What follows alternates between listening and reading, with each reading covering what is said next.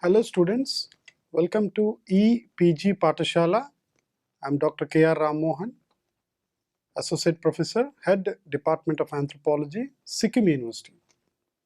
Today we are going to talk a module on the contributions of S.C. Roy, L.K. Anantha Krishna Iyer and N.K. Bose. This module is from the paper Theories and Methods in Social and Cultural Anthropology. Before we go to this module, let us see what are the learning outcomes and objectives.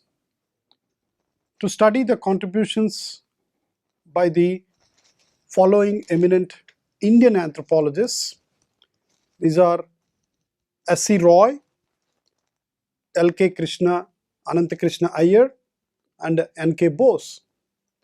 To study the life history, their contributions by these anthropologists. To study various theories and concepts proposed and which are very popular by these Indian anthropologists. Let us start with a very prominent, significant Indian anthropologist, Rai Bahadur Sarath Chandra Roy. He born in 1871 and he passed away in 1942. His contribution to Indian anthropology specifically can be categorized as towards tribal studies, towards folklore and case studies, and how the anthropological knowledge can be utilized in tribal welfare. So S.C. Roy's significant works comes particularly studying tribal communities in India.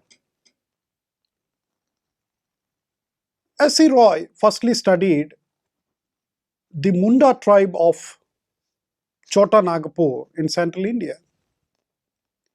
S.C. Roy undertook a study on their customs, beliefs, traditions, their overall life ways, and significantly their dialect, how Munda's dialect is different from other tribals.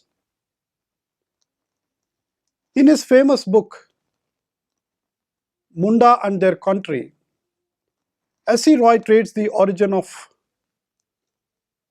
Munda tribe by utilizing the folklore method, their language, and the prehistoric evidences that how this tribe has lived, what kind of materials did they possess, their artifacts,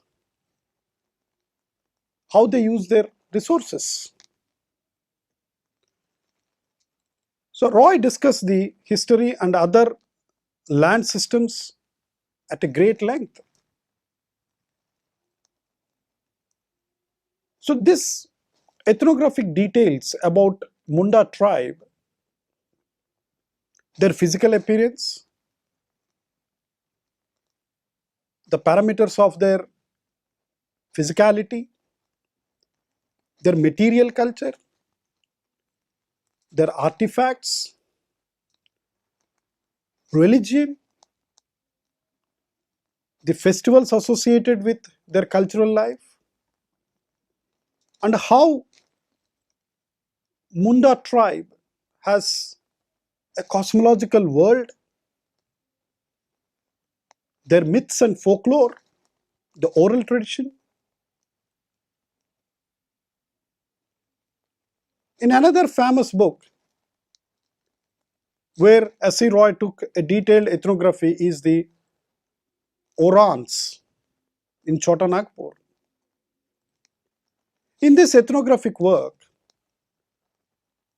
Roy explains the Orans' social organization in its entirety. For the first time in Indian anthropology, Roy pointed out that Orans are famous for their youth dormitories, and there is a prevalence of these youth dormitories and the function it plays in the whole socialization process. how adolescents are groomed by the older adolescents, both boys and girls, and what roles this youth dormitories plays. And the political setup of Oran community is the village panchayat and the paria system that explained the function of this youth dormitory in social and economic life of this community. So this ethnographic work, which has also culminated into Oran religion and customs, which showcased the effect of acculturation and rapid cultural contact among the Orans with the neighboring communities, which has culminated in a famous Bhagat movement. So Roy provided information about various social reform movements among the Orans. Roy gave a detailed account of the religious and magical beliefs and the collective feasts organized on the lines of these magical and cultural religious activities, along with the specific magical cultural practices of Oran. With this, Roy suggested that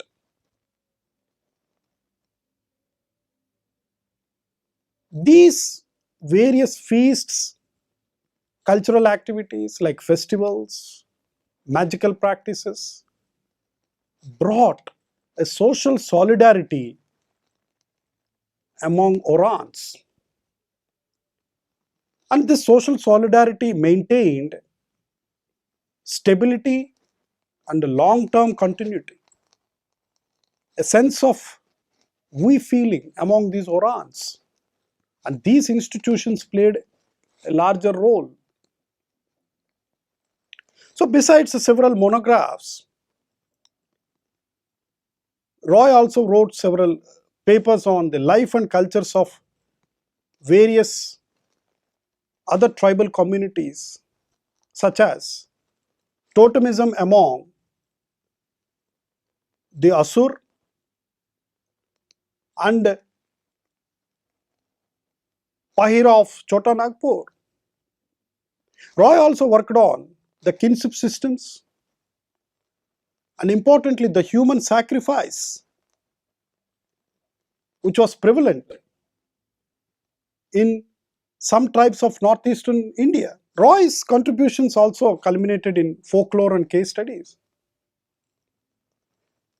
Roy became the president of Anthropology and Folklore section of All India Oriental Conference. In this, Roy said that, and he emphasized, that the folklore should not be restricted only to traditional customs and rites and beliefs, but folklore studies should encompass close observation how the folk songs which are being sung by the members, which has deeper meanings, the meanings of each and every phrase, which carries a legacy of their culture, of their gods, of their dialects, and the folk rites and traditions which are attached to these songs. The belief system, the superstitions, the omens are important according to Roy. And for the first time he said that folklore as a prehistory of human mind, where when there is no written text, when people did not invent language, script, and not decoded in a form of a book, folklore is nothing but a quintessential prehistory of human society or human mind, as it gives number of clues or insights to the intellectual evolution of human society. Roy, in 1935, with his book, famous book on caste, race and religion in India, gave a detailed and extensive study on the castes and tribes in India. And Roy concentrated more time and energy on Hindu literature to study how caste system might have origined in India and why Indian society has number of castes.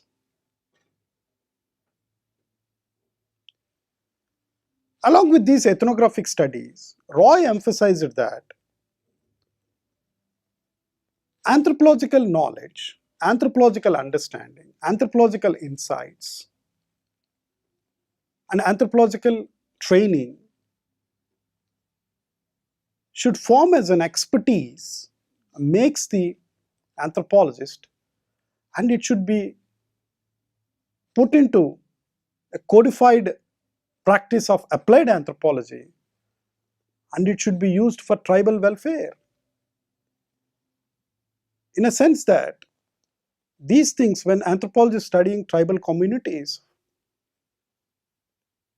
in every nook and corner of India, should see that this knowledge should be applied for their well-being, for their upliftment.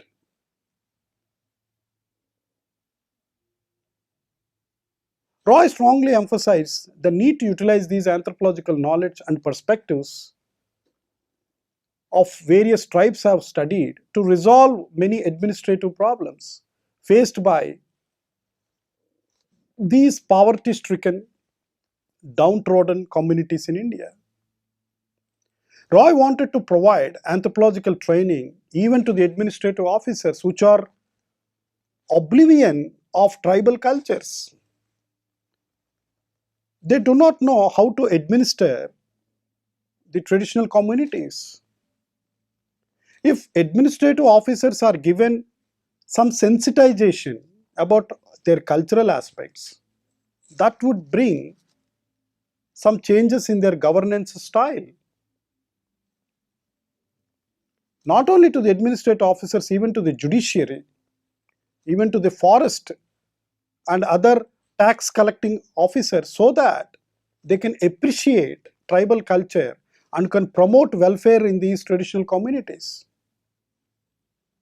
He says that anthropologists should intervene timely so that there will be no tensions in these societies.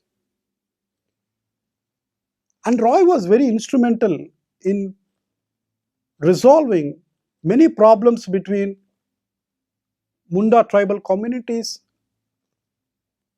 and the police officials when there was some agitation was going on. So he acted like a liaison officer. He explained that this is the situation of this community to the officers so that he could mitigate the unrest among this community. Not only these contributions to cultural anthropology, Roy's contribution has extended to physical anthropology and even prehistoric archaeology. In his famous book, The Principles and Methods of Physical Anthropology, which was published, made a significant contribution to even excavating many sites in Asura. He made exploratory investigations and found that there were some stone temples and sculptures. Cinerary urns are there,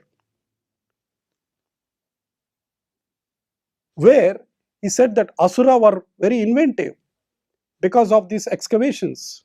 Let us also see what are the significant contributions by Nirmal Kumar Bose, born in 1901 till 1972. Nirmal Kumar Bose's contributions to anthropology can be categorized as his studies on Indian caste system, Bose contributions towards study of Indian civilization, his numerous studies on tribal communities, and the concept he studied is the pattern of unity in Indian civilization. So N.K. Bose works on Indian caste system, mainly centered around the untouchables in the slums of Bolpur town in West Bengal under the Gandhian Reconstruction Program. N.K. Bose did not support the myth of divine origin and the notion of purity and pollution, which is very much prevalent in Indian social fabric, that some castes are pure and some castes are polluted. N.K. Bose proposed that caste system is based on the economic and cultural security provided by the non-competitive hereditary system. If you look at the whole occupation-based caste system, Bose was the opinion that every caste is identified with one occupation. And he said that there is no competition between one occupation and another occupation because every caste group is doing their own occupations. And it is coming as hereditary because it is vocation-based productive organization. People are secured. If you are born in particular caste, like a barber, like a goldsmith, like an agriculturist, you are supposed to take the same vocation, hence there is no insecurity feeling among the younger generation. And you are not in competition with other community, which is also a vocation-based program. And Bose also opined that perhaps this could be a mechanism where there was no intolerance and it maintained a stability. It has its own internal logic. Bose observed that the current developments result in deviations from non-competitive ascribed traditional system towards a competitive way when people started abandoning their own traditional occupations. Everybody is competing for the job. In other words, old structure being used in various combinations in new social meanings. And his famous publication, The Hindu Method of Tribal Absorption, Caste in India, Competing Productive System in India. So both significant contribution is on study of Indian civilization. In his famous book, Hindu Samajer Gadan, The Structure of Hindu Society, N.K. Bose explained that the various social processes shaping Indian social structure, such as the impact of British rule, various social movements have taken place in many parts of India, both in the medieval period, which when Islam was ruling India, or Islamic invasion was there. So Bose observed that the classical Varna Jati system will not be suitable for modern India, but some of its components and ideas may have still significant functional value. Hence, the cultural history of Indian civilization has exhibited a unity in among all these diversities. The concept of tolerance, that every community has to be accepted equally by other communities. Meaning that various diversified groups are bound together by the logic of Indian system of Jajmani, a system where each caste occupation works for other occupations, taking on hereditary positions and occupations.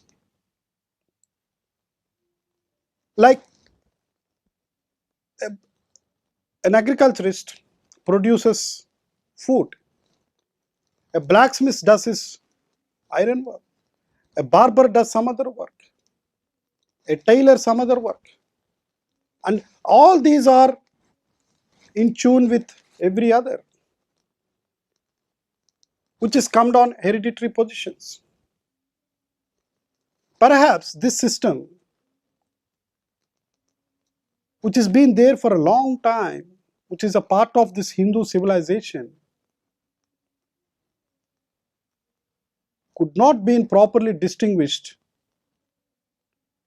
from its cultural point of view. So in that sense, N.K. Bose stressed that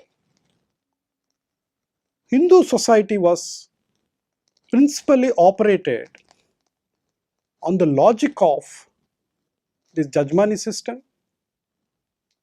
and to some extent this Hindu ideals. N.K. Bose has extended his works on not on just only on the classical traditions of caste and Hindu traditions, but he studied many tribal societies. N.K. Bose fieldwork among the Zhuang of Orissa provided him the basic knowledge about various aspects of social and economic life of Zhuang tribal community.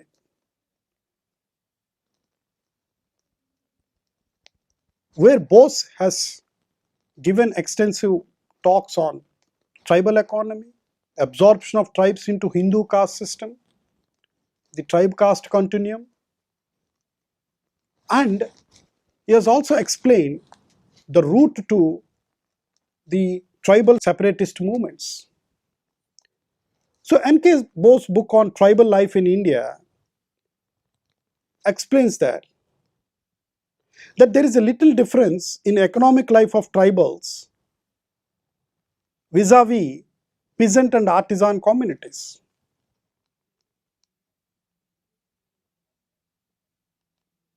Because the difference between rural folk and urban classes is undoubtedly great, but between peasant and tribal communities are more or less similar because due to their occupations. Bose has proposed the concept of how different social groups lived in unity in the entire Indian civilization process. N.K. Bose showed that various regions in India where there is, today we have this separation because of language, but share many material culture in common. There are similarities among many communities in India, particularly the material culture. So what does it mean? So that means there could be the ancestors were same. In his book, Peasant Life in India, a study of Indian unity and diversity, N.K. Bose proposed that the structure of Indian unity can be compared like a pyramid. There is more differentiation in the material base of life and progressive less on the top. So it culminated at the top.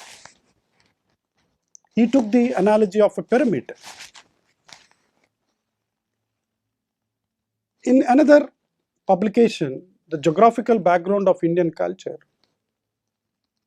Bose discusses as to how a kind of uniformity grew up between geographically and even ecologically distinguished regions of India, particularly through the tradition of caste system.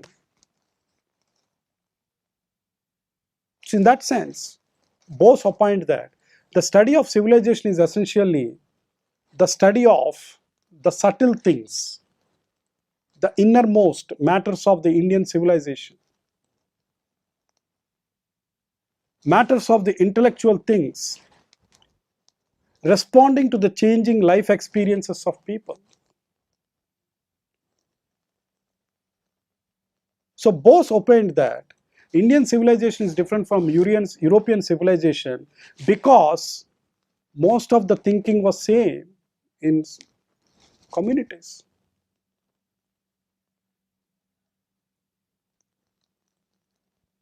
So, though there is cultural pluralism in Indian subcontinent, Bose opined that there is a sense of nationalism among all the communities in India. Let us look and study another important Indian anthropologist who has significantly contributed towards anthropological literature. Dewan Bahadur Dr. L.K. Anantha Krishna Iyer, born in 1861 till 1937. Iyer's contributions to Indian anthropology were significant in a sense that a foremost one is study of Indian society, the tribals and the caste groups. Iyer's wanted to study both the distinctive social groups in India, the distinctive caste, Hindu caste groups, and the distinctive tribal communities in India. Both are different and both comprises Indian society. So Iyer was keen interest in exploring the development of human society. He was keen to record the changes occurring in various aspects of life, particularly the tribals, while documents the facts and tribal customs and institutions. At the same time, he did not ignore the exploitative changes that occur in these tribal communities. His ethnographic work on Kadars, where he stated that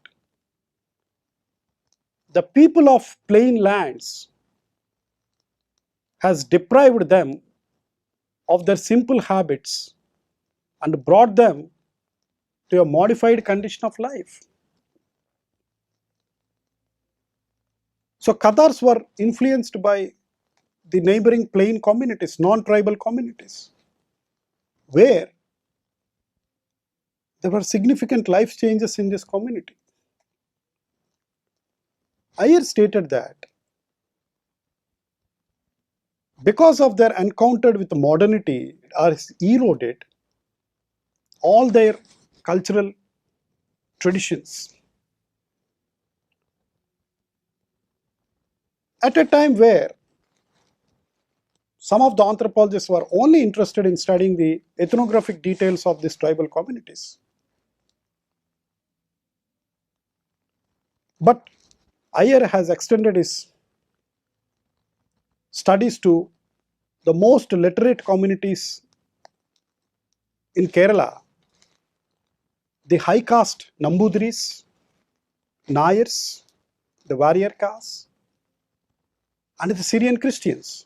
So, with his rich contributions to tribal and caste societies, he had the courage to change the 27-point format given by H.H. Risley, that the tribes and castes based on the census operations of ethnographic survey into 14. He could restrict from 27 to 14, which perfectly suited to Indian population. And in Iyer's famous book, Cochin Tribes and Castes,